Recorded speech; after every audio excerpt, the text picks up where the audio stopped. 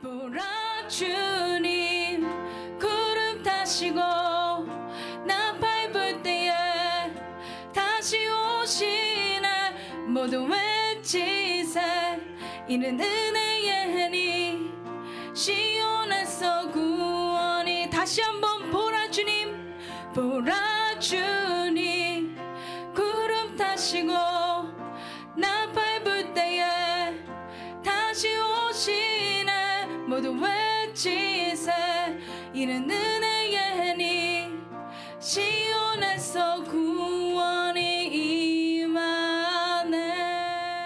아멘. 모세와 아론의 인도로 대우를 갖추어 애굽을 떠난 이스라엘 자손의 노정은 이러하니라. 모세가 여호와의 명령대로 그 노정을 따라 그들이 행진한 것을 기록하였으니 그들이 행진한 대로의 노정은 이러하니라. 자, 우리 고린도전서 10장 9절에서부터 13절까지 말씀을 제가 받들어 읽겠습니다. 그들 가운데 어떤 사람들이 주를 시험하다가 뱀에게 멸망하였나니 우리는 그들과 같이 시험하지 말자.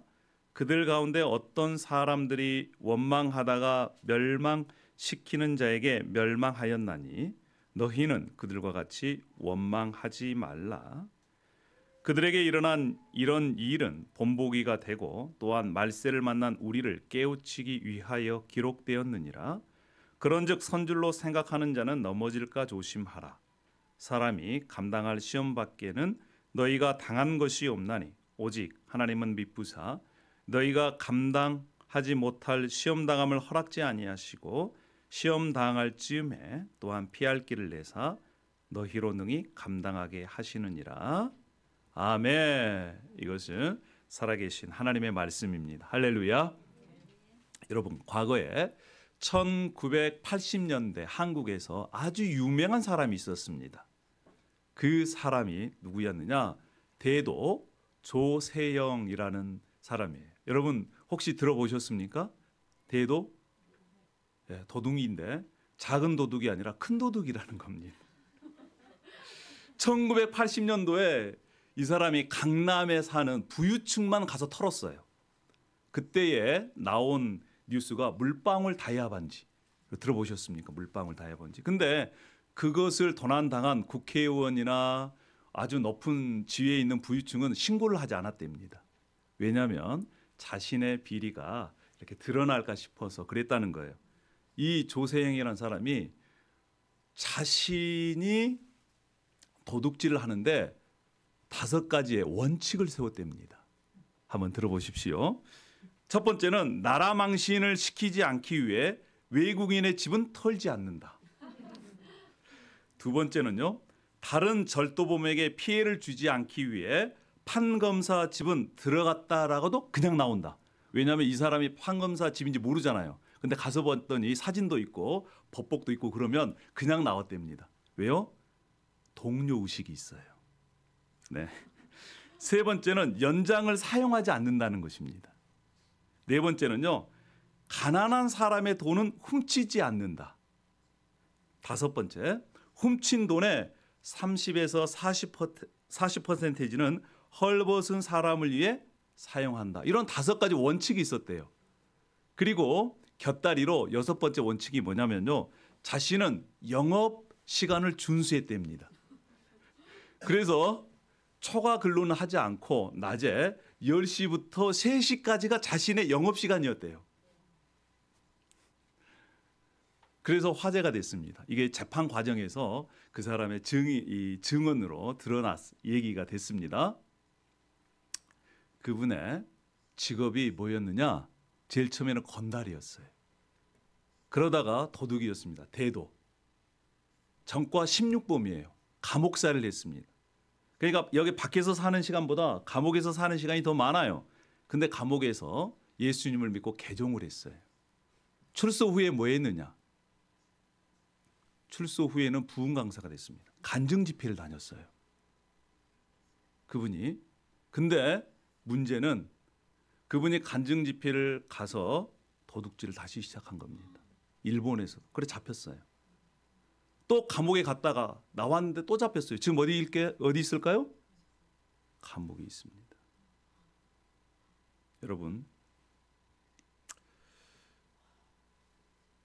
인생을 살다 보면 자신의 실수에서 실패에서 교훈을 얻어야 됩니다.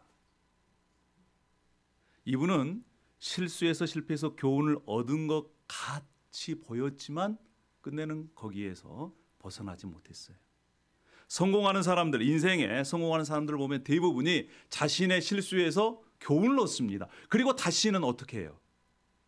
그러한 실수를 범하지 않으려고 합니다. 그러니까 실수를 범하지 않으니까 이제 실패에서 교훈을 얻어 성공으로 가는 길이죠. 영적인 것도 마찬가지입니다. 여러분, 영적인 것도요, 자신이 실수하는 부분이 있어요. 꼭 이러한 상황에 막다트리면 실패합니다. 오늘 저와 여러분이 자신의 과거의 실수에서 실패에서 교훈을 얻어 하나님께서 약속하신 영원한 안식에 우리가 함께 들어갔으면 좋겠습니다. 할렐루야. 오늘 민수기 33장의 말씀은요, 하나님께서 모세에게 명령합니다. 과거, 지금 출애굽에서부터 지금까지 40년 동안 어떠한 길을 지나왔는지 기록하라는 거예요. 그리고 그 여정을 말씀합니다. 우리 그 여정을 한번 살펴보도록 하겠습니다. 어디에서 출발을 할까요? 람세스라고 하는 그러한 곳에서부터 출발을 합니다. 탈출을 하죠. 숲곳에서 모여서 함께 야영을 합니다. 근데 그때부터 하나님께서는 낮에는 구름기둥, 밤에는 불기둥으로 인도해 주셨어요. 그리고 홍해를 건넙니다. 홍해를 건너서 며칠 되지 않아 목이 말랐는데 물을 먹을 수가 없어요. 쓴 물을 하나님께서 모세를 통해서 마실 수 있게 하셨습니다. 그곳이 바로 마라의 쓴 물이에요. 그리고 지나서 신광야라는 곳에 왔습니다. 신광야에 오니까 이스라엘 백성들이 왜 뭘 불평을 해요? 고기가 먹고 싶다. 배가 고프다. 하나님께서 만나와 메추라기로 그들을 먹이셨습니다. 그리고 시내산까지 도착을 합니다. 시내산에서 모세가 하나님으로부터 십계명을 받습니다. 그리고 그곳에서 성막을 지어요. 뿐만 아니라 함께 할 이 이스라엘 장로들을 선택을 합니다. 그리고 이렇게 쭉 올라가서 에시온게벨 갔다가 이제 문제의 장소 가데스 바네아까지 갑니다.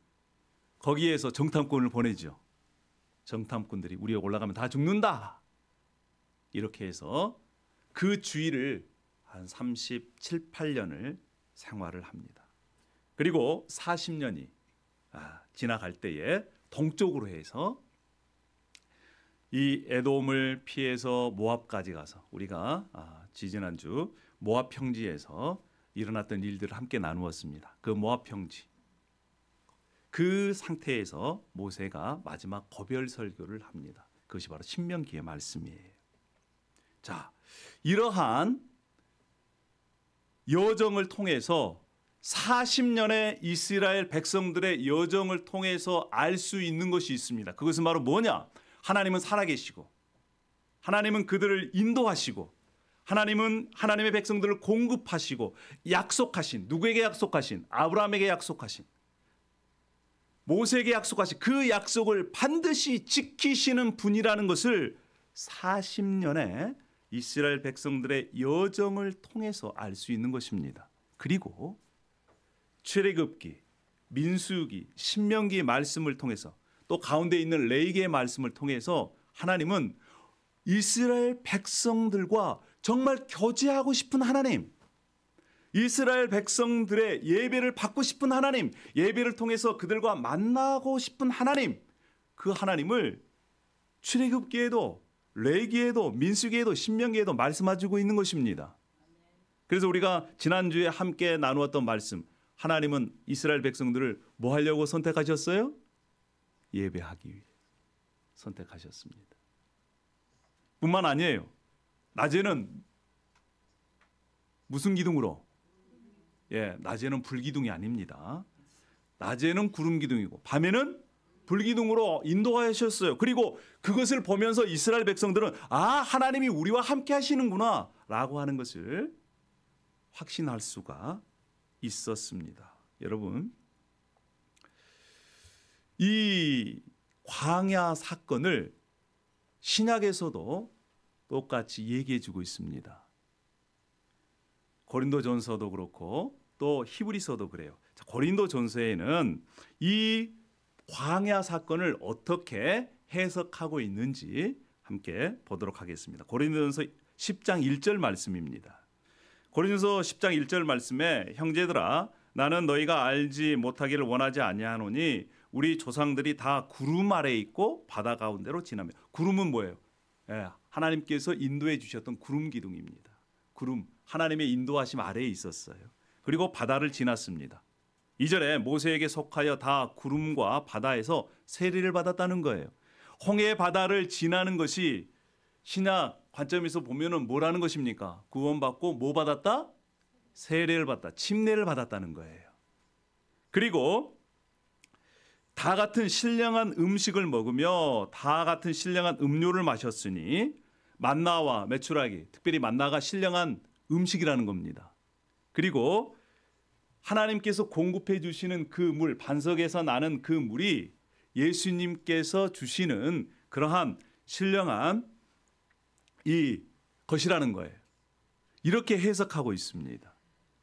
자, 신약에서는요. 그런데 문제가 고린도전서 10장 5절의 말씀에 나와요. 우리 다 함께 읽어보겠습니다. 자, 시작. 그러나 그들의 다수를 하나님이 기뻐하지 아니하셨으므로 그들이 광야에서 멸망을 받았. 아니, 그들이 애굽에서 탈출해서 해방되어서 구원받아서 지금 홍해 바다를 건너서 광야까지 왔는데도 불구하고, 그리고 신령한 만나 음료를 먹었음에도 불구하고 지금 어떻게 됐다는 거예요? 5절에 그들이 대다수는 하나님이 기뻐하지 아니하셨으므로 그들이 광야에서 멸망을 받았다. 이렇게 광야 사건을 신약 관점에서 해석해 주고 있습니다. 대부분이 광야에서 죽었어요. 우리가 민수기 말씀을 지금 말씀 묵상하고 있는데 우리는 그것을 확인했습니다. 민수기 26장 64절에 이렇게 말씀합니다. 모세와 제사장 아론이 시내 광야에서 계수한 이스라엘 자손은 한 사람도 들지 못하였으니. 민수기 처음 시작할 때 지파별로 사람 숫자를 셉니다. 60만 3,500명 정도 됐을 거예요. 근데 그들 중에 대다수는 약속의 땅 가나안 땅에 들지 못했습니다. 누구만 들어갔느냐? 이는 여호와께서 그들에게 대답하여 말씀하시기를 그들이 반드시 광야에서 죽으리라 하셨습니다. 이러므로 여분네 아들 갈렙과 눈의 아들 여호수아 외에는 단 한 사람도 약속의 땅에 들어가지 못했다라는 것입니다. 여러분, 그러면 우리는 질문해야 됩니다. 그들이 왜 하나님께서 약속하신 그 약속의 땅에 들어가지 못했을까요? 왜 그들이 광야에서 멸망을 당했을까요? 심판을 당한 그들은 누구였을까요? 자, 고린도전서 10장 7절에 심판당한 사람들 중에 부류가 우상을 숭배하는 자입니다. 우상을 숭배하는 자. 지금 광야의 여정 속에서 많은 사건들이 있었습니다. 근데 그 사건들 중에 몇 가지만 함께 살펴볼까 합니다. 우상을 숭배하는 자. 그래서 그들 가운데 어떤 사람들과 같이 너희는 우상 숭배자가 되지 말라. 기록된 바 백성이 앉아서 먹고 마시며 일어나서 뛰논다 함과 같으니라. 이 사건은요.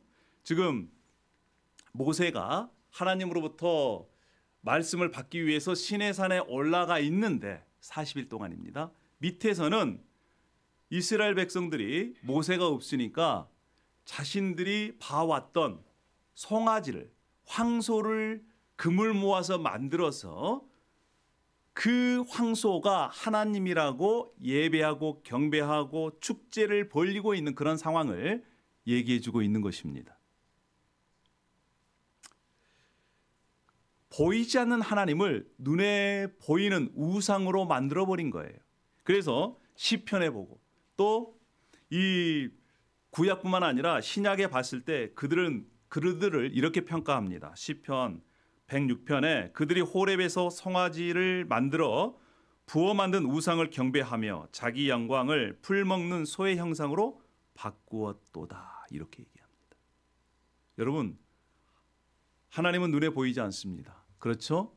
우리는 눈에 보이지 않는 하나님을 믿습니다. 그래서 믿음을 갖고 하나님을 믿는 것이 쉽지가 않아요. 왜요? 우리 눈에 보이면 사람들이 잘 믿을까요? 안 믿을까요? 예, 눈에 보이면 잘 믿을 수 있을 것 같아요. 그런데 하나님을 눈에 보이게 만들면 하나님이 눈에 보이는 형상, 스태츄, 우상에게 갇힌 것입니다. 그들은 불안했던 자신들의 마음을 황소를 만들어서 그 황소가 하나님이다. 이렇게 생각하고 믿고 섬기고 경배한 것입니다. 근데 그들이 심판을 받았어요. 성경에는요, 그러한 하나님 외에 다른 사람이나 아니면 다른 신이나 아니면 자신의 관념이나 생각이나 하나님보다 더 중요하게 생각하고 섬기는 그 사람들과의 관계를 어떻게 규정하고 있는지 아십니까? 이렇게 규정하고 있습니다. 만일 어떤 형제라 일컫는 자가, 그러면 형제라 일컫는 자는 교회 안에 있습니까? 밖에 있습니까? 교회 안에 있어요. 안에 있는 사람이 하나님 외에 다른 것을 섬기면, 다른 신이라든지 다른 신을 섬겨 교회 올 수 있죠. 아니면 자신의 신념이라든지 아니면 다른 것을 섬기는 사람하고는 뭐 하지 말라는 거예요. 그런 자와는 함께 먹지도 말라라고 얘기하고 있습니다. 매우 심각하게 경고하고 있어요. 여러분, 요즘 시대 우리가 지난번에도 함께 나누었지만 많은 사람들이 자신의 쾌락을 섬기고 명예를 섬기고 또 파워, 권력을 섬기고 또 돈을 섬기는 그러한 사람들이 많이 있습니다. 겉으로는 하나님을 섬기는 것처럼 하지만 아니에요. 그것이 어디에 보면 알 수 있냐면 자신의 삶 가운데 급한 일이 생겨났을 때 보면 알 수 있습니다. 내가 누구를 섬기고 무엇을 섬기는지. 여러분, 경고하고 있어요. 자녀들아, 너희 자신을 지켜 우상에게서 멀리하라. 하나님 외에 다른 것이 너의 마음에 최고 중요하게 가치롭게 여기는 것을 항상 경계하라라고 말씀하고 있습니다. 광야의 삶 가운데 하나님 외에 다른 우상을 섬겼던 그들은 심판을 받았습니다. 멸망을 받았어요. 그들은 가나안 땅에 들어갈 수 없습니다. 마찬가지입니다. 우리도 하나님이신 예수 그리스도 외에 우리가 다른 것을 섬긴다면 우리에게 있어서는 영원한 안식은 보장되지 않을 것입니다. 첫 번째가 그렇습니다. 두 번째는요, 고린도전서 10장 8절에 이렇게 말씀합니다. 그들 중에 어떤 사람들이 음행하다가 하루에 22,000명이 죽었나니 우리는 그들과 같이 음행하지 말라라고 얘기합니다. 그들은 누굽니까? 광야에서 심판을 받은 하나님의 백성들을, 이스라엘 백성들을 얘기합니다. 지난번에 우리가 함께 나누었습니다. 모압 평지에서 모압 왕 발락이 주술사 발람을 불러다가 이스라엘 백성들을 저주하라. 돈을 복채를 이만큼 쌓아가지고 줬습니다. 첫 번째, 두 번째, 세 번째까지는 그렇게 하지 않았어요. 그런데 마지막 그가 이스라엘 백성들을 유혹할 수 있는 계략을 알려줍니다. 그래서 그들이 거기에 빠져가지고 이스라엘 백성들이 가나안 땅을 앞에 두고 어떻게 했어요? 음행해서 22,000명이 목숨을 잃은 사건이 있었습니다. 그때에 재앙을 멈추게 한 사람이 바로 제사장 엘르아살의 아들 비느하스였습니다. 자, 여러분, 지금도 여전히 쾌락에 못 이겨서 또 마음속으로 둔 여러 가지 것들로 인해서 어려움을 당하고 있는 그러한 사람들을 많이 봅니다. 예수님을 믿지 않는 사람들은 물론이고 믿는 사람들 가운데에서도 우리가 싸워야 될 거예요. 왜요? 음행을 피하라는 것입니다. 그 음행은 마음속에서부터 시작되는 것이기 때문에 그래요. 경고하고 있습니다. 요한계시록에는요, 이 하나님의 백성들을 유혹하는 그러한 세력들이 도처에 깔려 있다는 거예요. 그래서 제발 그 유혹에서 벗어나라, 그 유혹에 빠져들지 말라라고 계속적으로 경고하고 있습니다. 여러분, 그때나 지금이나 마찬가지예요. 자신의 쾌락에 빠져서 하나님을 저버리면 그도 멸망당한다는 것을 성경 말씀을 통해서 얘기해 주고 있습니다. 세 번째는 누가 멸망을 당했느냐? 고린도전서의 10장 9절에 이렇게 말씀합니다. 그들 가운데 어떤 사람들이 주를 시험하다가 뱀에게 멸망하였나니 우리는 그들과 같이 시험하지 말자. 이렇게 말씀합니다. 어떤 사람들은 주를 시험했어요. 주로 하나님을 의심하는 것을 시험하는 것이라고 얘기합니다. 이스라엘 백성들이 언제 하나님을 의심했습니까? 어떨 때 하나님을 의심했어요? 뭐 할 때? 목이 마를 때. 지금 광야에서 물이 없어요. 그런데 지금 거기까지, 지금 홍해 바다를 지나서 광야 가운데 왔는데 마실 물이 없으니까 그들이 하나님을 의심한 것입니다. 정말 하나님이 우리에게 물을 공급하실 수 있는 그런 능력이 있는 분이실까? 사막에서 어떻게 이 물을 우리가 마실 수 있단 말이야. 하나님을 의심합니다. 그것을 시험한다. 이렇게 표현을 해요. 마실 물이 없을 때 그들은 하나님을 의심합니다. 또 시편에 보면 그들이 탐욕대로 음식을 구하여 그들의 심중에 하나님을 시험하였다 그럽니다. 탐욕대로 음식을 구했어요. 고기가 먹고 싶다는 거예요. 애굽에 있을 때는 고기가 이 이빨 사이에 끼었다는 것입니다. 물론 그때는 양치를 잘 안 해가지고 이빨 사이에 뭐 끼었겠지요. 근데 고기가 생각난다는 거예요. 지금 광야 보니까 고기가 없어요. 고기 먹고 싶다. 그럴 때 하나님을 의심해요. 광야에서 욕심을 크게 내며 사막에서 하나님을 시험하였도다. 이렇게 말씀합니다. 여러분, 그들이 하나님을 향한 의심이 생길 때, 마실 물이 없을 때, 먹을 것이 없을 때, 그때마다 하나님을 의심했습니다. 믿지 못했어요. 여러분, 우리도 마찬가지입니다. 여전히 우리가 이 땅 가운데 살 때에 미래가 불안할 때 여러분 하나님을 의심하게 되어 있습니다. 내 미래가 어떻게 될까? 내 노후는 어떻게 될까? 우리 학생들은 학교 졸업하면 어떻게 될까? 이러한 근심과 걱정이 있으면요, 그것이 발전이 돼가지고 어디까지 가요? 하나님을 향한 믿음까지 이렇게 흔들리게 합니다. 그것이 성경에서는 하나님을 시험한다라고 얘기합니다. 그런데요, 자신의 믿음이 흔들리면 하나님을 의심하게 되고, 하나님의 의심이 또 뭐로 나타나지냐 아십니까? 원망과 불평으로 나타나요.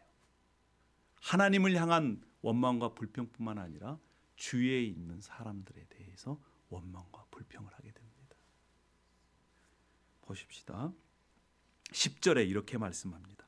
그들 가운데 어떤 사람들이 원망하다가 멸망시키는 자에게 멸망하였나니 너희는 그들과 같이 원망하지 말라. 원망한 사람들이 광야에서 죽었다는 것입니다. 들어가지 못했다는 거예요. 하나님의 약속의 땅에. 그래서 신약에서 계속적으로 강조합니다. 너희는 제발 원망하고 불평하고 그런 사람들과 같이 되지 말라고 말씀합니다. 이 광야의 삶에서. 우리가 잘 알다시피 물을 먹지 못하니까 원망하고 불평했습니다. 하나님께서 물을 달게 해서 그들을 먹이셨어요. 문제만 생기면 이 이스라엘 백성들은 원망하고 불평합니다. 다른 사람 탓을 해요. 그리고 또 먹을 것을 주면 또 조금 했다가 조금만 또 문제가 생기면 또 원망합니다. 불평해요. 광야에 하나님께서 보내신 이유가 뭐라고요? 그들이 아직까지 노예 근성, 빠지질 않았어요. 수백 년 동안 노예로 살았기 때문에 주인이 조금 먹을 것만 주면 좋다 그러고, 조금 어려우면 불평하고, 주인을 불평하고, 옆에 있는 사람들 불평. 그것이 아직까지 몸에 배었기 때문에 그것을 변화시켜서 하나님의 백성이 되게 하기 위한 길이 뭐예요? 광야의 길이라는 것입니다.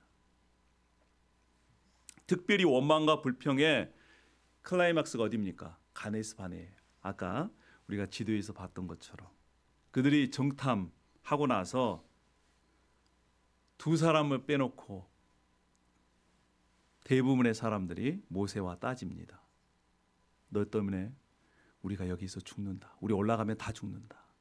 근데 그들 하나님의 심판을 받아서 한 명, 불평한 사람 한 명도 들어가지 못했습니다. 하나님을 믿고 가자라고 했던 갈렙과 여호수아만이 들어갈 수 있었던 것이지요. 여러분, 신약 성경은요, 그들을 향해서 이렇게 평가하고 있습니다. 히브리서 3장 17절에 또 하나님이 40년 동안 누구에게 노하셨느냐? 그들의 시체가 광야에서 엎드려진 범죄한 자들에게 아니냐. 하나님을 향한 불만, 불평, 원망은 하나님께서 뭐라고 규정하고 계세요? 범죄다. 이렇게 규정하고 있습니다. 유다서 5절도 이렇게 얘기합니다. 너희가 본래 모든 사실을 알고 있으나 내가 너희로 다시 생각나게 하고자 하노라.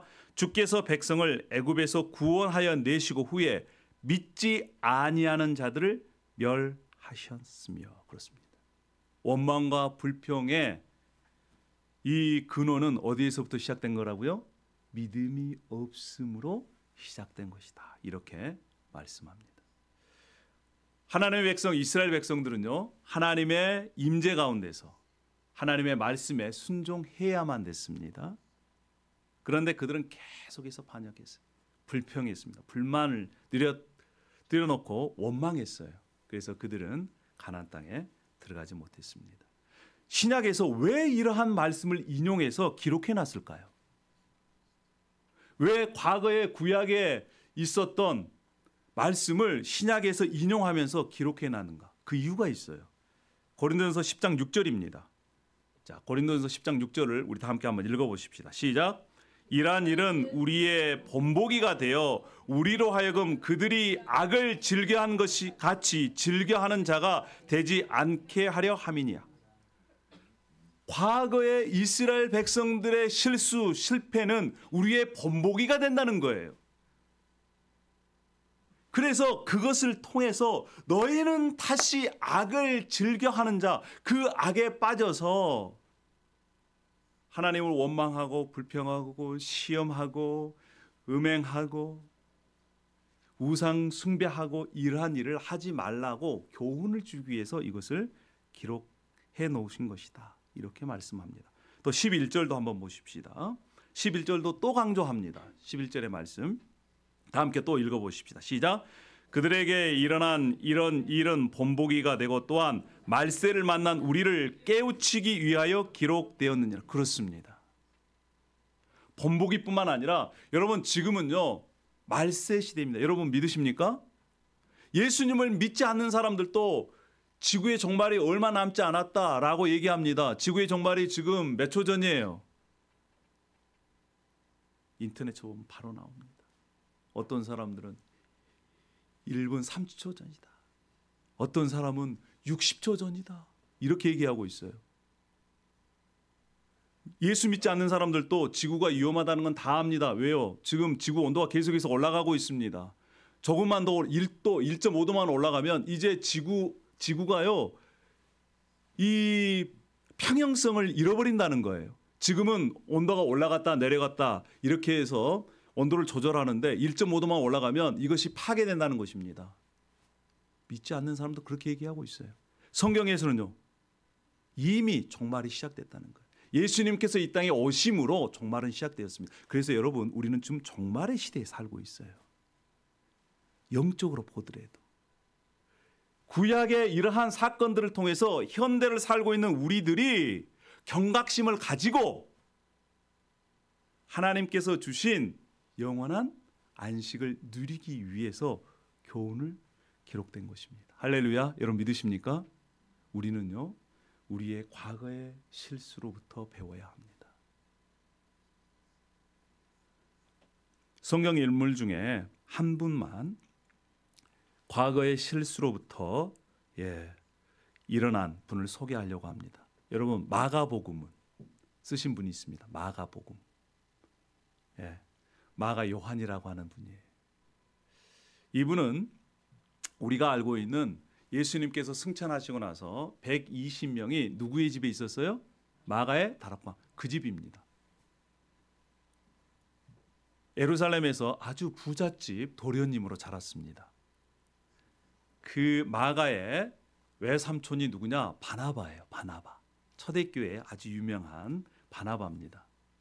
자, 처음 초대교회 때 바나바와 바울이 선교 여행을 떠납니다. 최초의 선교 여행을 함께 팀을 이루어 가지고 그때 합류한 사람이 마가예요. 마가가 젊었을 때입니다. 근데 선교 여행이 너무나 힘들었어요. 밥을 굶기도 하고요, 잠도 자지 못하기도 하고요, 또한 강도의 위험도 있고요. 그러니까 이 젊은 마가가 중간에 돌아가 버려요. 포기하고. 그런데 바울과 바나바는 계속해서 선교 여행을 합니다. 이제 1차 선교 여행을 마쳤어요. 2차 선교 여행단을 꾸립니다. 근데 바나바는 자기 조카인 마가를 데려가려고 해요. 바울은 안 된다는 거예요. 야, 예전에 1차 우리 선교여행 갈 때 쟤 때문에 우리가 얼마나 고생했니. 선교도 힘든데 쟤 중간에 포기했잖아. 안 돼. 둘이 대판 싸워가지고 갈라서 버립니다. 선교팀이. 세상에 여러분, 바울 사도, 우리가 예수님을 제일 많이 닮았다는 그도 바나바와 싸워가지고 갈랐었어요. 그래서 바울은 다른 선교팀을 꾸려가지고 신라와 함께 다시 가고, 바나바와 마가는요 함께 자신의 고향인 구브로로 떠납니다. 그리고 바나바의 이름은 거기서 끝나요. 그러면 여러분, 바울이 생각했을 때 마가를 어떻게 생각하겠어요? 좋게 생각하겠습니까? 아니면 어떻게 생각하겠어요? 근데요, 세월이 다 지나간 다음에 바울 사도가 로마 감옥에 갇혀 있습니다. 함께 협력했던 사람들은 다 떠났어요. 대마도 떠나고. 누구만 남아있어요? 누구만 남아있어요? 근데 편지를 쓸 때 이렇게 씁니다. 나 너무너무 마가가 보고 싶다. 마가가 함께 왔으면 좋겠다. 여러분, 그 말을 통해서 우리가 무엇을 할 수 있습니까? 마가가 젊었을 때는요 실수했어요. 선교여행 가서 실패했습니다. 그런데 그가 시간이 지나면서 마가복음을 기록할 수 있을 정도의 신앙이 성장된 겁니다. 그리고 과거에는 바울이 마가를 미워했어요. 그런데 말년이 되다 보니까, 시간이 지나다 보니까 어떻게 됐어요? 마가가 바울 사도의 위로가 될 만큼 성숙하게 된 거예요. 할렐루야. 우리는 이렇게요, 자신의 실수에서 한때 실수할 수 있습니다. 그런데 그 실수를 다시 반복하면 안 돼요. 여러분, 실수가 반복하면요 인생이 어떻게 될까요? 실패가 되는 겁니다. 그런데 그 실수를 극복하려고 한다면 실수가 실패로 가지 않고 영적으로 성장하는 계기가 된다는 것입니다. 할렐루야. 여러분 꼭 기억하십시오. 그러면 우리가 이제 실수를 마감하고 실패에서 어떻게 교훈을 얻을 수 있겠습니까? 간단하게 4가지만 말씀드리겠습니다. 첫 번째는요, 마음을 완고하게 하지 말라는 거예요. 과거에 지금 이 사건을 히브리서도 얘기해주고 있습니다. 그 사건을 이렇게 다시 인용하면서 이렇게 말씀합니다. 그러므로 성령이 이르신 바와 같이 오늘 너희에게 그의 음성을 듣거든. 8절에 광야에서 시험하던 날에 거역한 것 같이 너희 마음을 완고하게 하지 말라. 과거에 구약의 이스라엘 백성들은 광야에서 실패했다, 실수했다. 그런데 다시 그 실수를 하지 않으려면 어떻게 된다? 마음을 제발 좀 부드럽게 해라. 하나님께서 말씀하시면 제발 좀 말을 어떻게 해라? 말 좀 들어라, 말 좀 들어라. 여러분 주님의 말씀을 듣기 원하십니까? 그러면요 우리는 다시 실수를 반복하지 않을 수 있습니다. 히브리서 3장에는요 한 번 얘기하는 것이 아니라 계속 거듭해서 너희 마음을 제발 좀 부드럽게 해서 하나님의 말씀이 너희 마음 가운데 심겨질 수 있도록 해라. 귀를 닫고 눈을 감지 말아라 라고 말씀을 합니다. 첫 번째는요 마음을 좀 부드럽게 하십시오. 주님 말씀하십시오. 주의 종이 듣겠습니다 라고 하는 그러한 마음. 그리고 누구든지 자신의 약점들을 알려주면 그래 내가 그 약점을 보완해야지 라고 하는 그러한 부드러운 마음, 열린 마음을 갖기를 원합니다. 할렐루야. 두 번째는요 믿고 순종하라 합니다.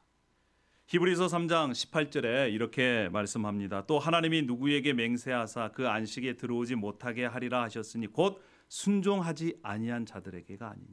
순종하지 않는 자들은 영원한 안식에 들어가지 못했다라는 것입니다. 광야에서도 그렇고 지금도 마찬가지입니다. 19절에는 이렇게 말씀을 합니다. 이로 보건대 그들이 믿지 아니함으로 능히 들어가지 못했다. 믿지 아니했다는 거예요. 그러니까 믿지 아니하니까 하나님을 의심하게 되고 또 원망과 불평을 갖게 되는 것입니다. 믿고 순종하는 자가 마지막 안식에 들어갈 수 있게 된 것입니다. 자, 그들과 같이 히브리서 4장 2절에 이렇게 말씀하죠. 그들과 같이 우리도 복음 전함을 받는 자이나 들은 바 그 말씀이 그들에게 유익하지 못한 것은 듣는 자가 믿음과 결부시키지 아니함이라. 말씀은 들었어요. 근데 이것이 자신과 관계가 없습니다. 그러면 역사가 일어나지 않습니다. 근데 이 말씀이 나에게 하신 말씀이다 라고 그 말씀을 내가 가슴에 품고 있을 때 그 말씀은 나와 관계를 맺게 되는 것이고 그 말씀이 우리에게 역사하는 것입니다. 할렐루야. 믿고 순종하는 것이죠. 세 번째는 매일매일 조심하고 고면하라는 거예요. 매일매일 조심하고. 히브리 3장 12절에 형제들아 너희는 삼가 혹 너희 중에 누가 믿지 아니하는 악한 마음을 품고 살아계신 하나님에게서 떨어질까 조심할 것이요. 오직 오늘이라 일컫는 동안에 매일 피차 고면하여 너희 중에 누구든지 죄의 유혹으로 완고하게 되지 않도록 하라. 지금 광야의 삶을 히브리서 기자가 그렇게 해석하고 대안을 우리에게 말씀하고 있는 것입니다. 서로 매일 조심하고 피차 고면해서 함께 광야를 지나가라는 겁니다. 자, 마지막 네 번째는요. 히브리서 4장 9절에 있는 말씀, 10절에 있는 말씀입니다. 안식에 들어가기를 힘쓰라는 거예요. 여러분, 예수 그리스도를 믿음으로 우리가 구원을 받았습니다. 여러분 믿으십니까? 예수 그리스도를 믿는 자는 구원이 우리에게 임했어요. 근데 그 구원은 아직 완성되지 않았습니다. 그래서 그 완성될 때까지 두렵고 떨림으로 그 구원을 이루어 가라라고 말씀을 합니다. 그러면 여러분 안식할 때가 남아있다라고 하는 것은 이건 영원한 안식입니다. 그리고 11절에 그러므로 우리가 저 안식에 들어가기를 힘쓸지니 이는 누구든지 저 순종하지 아니하는 본에 빠지지 않게 하려 함이라 라고 말씀합니다. 여러분 그러면 그 안식이 뭘까요? 안식이라는 것. 간단하게 설명하면 안식은요. 하나님의 뜻이 이루어졌을 때 주어지는 것입니다. 쉼이에요.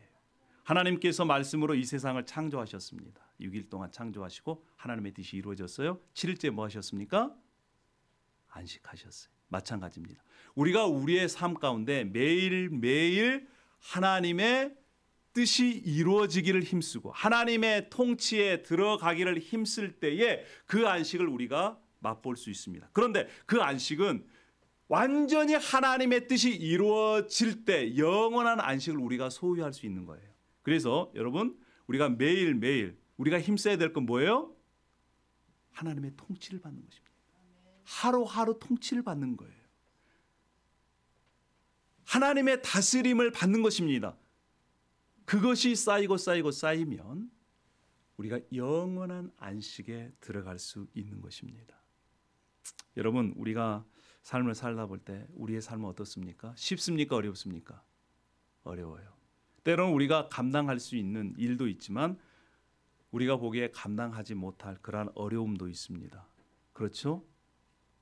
근데 이 말씀을 우리가 붙잡았으면 좋겠습니다.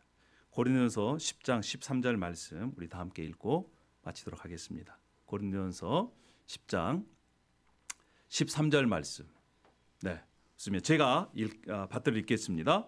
사람이 감당할 시험 밖에는 너희가 당한 것이 없나니 오직 하나님은 미쁘사 너희가 감당하지 못할 시험 당함을 허락지 아니하시고 시험 당할 쯤에 또한 피할 길을 내사 너희로 능히 감당하게 하시느니라. 이 말씀은 고린도전서 기자가 바울이 구약의 광야 삶을 평가하고 해석하고 마지막 권면하는 말씀이에요. 이스라엘 백성들이 광야를 지났습니다. 그때 어려움이 있었어요. 근데 하나님께서 그들에게 감당할 수 있는 시험을 주셨다라는 거예요. 그들을 멸망시키기 위해서 광야로 몰아낸 것이 아니고 광야로 인도한 것이 아니고 그들이 능히 그것을 감당함을 통해서 승리할 수 있는 길로 인도하셨다는 것입니다. 할렐루야. 우리도 마찬가지예요. 우리가 당하고 있는 어려움 힘들죠. 때로는 고통스럽죠. 포기하고 싶죠. 그러나 하나님께서 우리에게 주신 것은 우리가 능히 감당할 수 있다 없다. 감당할 수 있다 없다. 감당할 수 있는 것이다. 할렐루야. 믿음을 주셔서 그것을 밟고 넘어가든지 아니면 피할 길을 내서 그것을 피해 가실 수 있도록 하시든지. 할렐루야. 그래서 우리는 우리의 인생을 절대 포기할 수가 없는 것입니다. 할렐루야. 광야의 삶을 마무리합니다.